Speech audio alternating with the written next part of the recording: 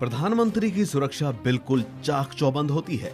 SPG से लेकर Delhi police तक उन्हें सिक्योरिटी दे रही होती है, लेकिन आए दिन पीएम मोदी की एसपीजी सुरक्षा को धत्ता बताकर कोई न कोई पीएम मोदी तक पहुंच ही जाता है। मोदी की पश्चिम बंगाल की यात्रा में भी देखने को मिला था कि एसपीजी की सुरक्षा को धत्ता बताकर एक युवक मंच तक पहुंच गया, पीएम मोदी के साथ फोटो खिंचवाई और फिर वहां से निकल भी गया। नया वाकया पीएम मोदी के ईस्टर्न एक्सप्रेसवे के उद्घाटन के बाद रोड शो के दौरान आया। दरअसल पीएम मोदी खुली गाड़ी में रोड शो कर रहे थे। एक जगह समर्थकों को देखकर पीएम मोदी गाड़ी को बाएं ले जाने के लिए कहते हैं।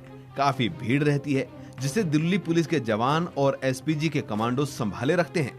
पीएम मोदी का काफिला जैसे ही थोड़ा किनारे होता है, एक महिला दिल्ली पुलिस और एसपीजी के बैरिकेडिंग को तोड़कर पीएम मोदी की तरफ आगे बढ़ जाती है। वो गाड़ी के बिल्कुल सामने आ जाती है। हालांकि पीएम मोदी ने हाथ से उसे वहां से हट जाने का संकेत करते हैं, लेकिन तब तक पीएम मोदी की गाड़ी पर दाएं तरफ सवार एसपीजी के कमांडो हरकत में आ जाते हैं और वो गाड़ी से कूदकर महिला को किनारे लगाने के लिए सामने जाने लगता है।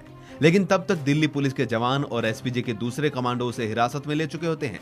महिला के पीएम मोदी के आगे आने से एसपीजी कमांडो और दिल्ली पुलिस के अधिकारियों के हाथ पांव फूल गए। इस दौरान एसपीजी अधिकारी भी दौड़कर आए और महिला को किनारे किया।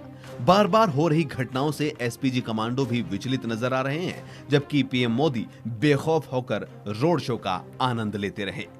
वन इंडिया हिंदी की खास रिपोर्ट में इतना ही।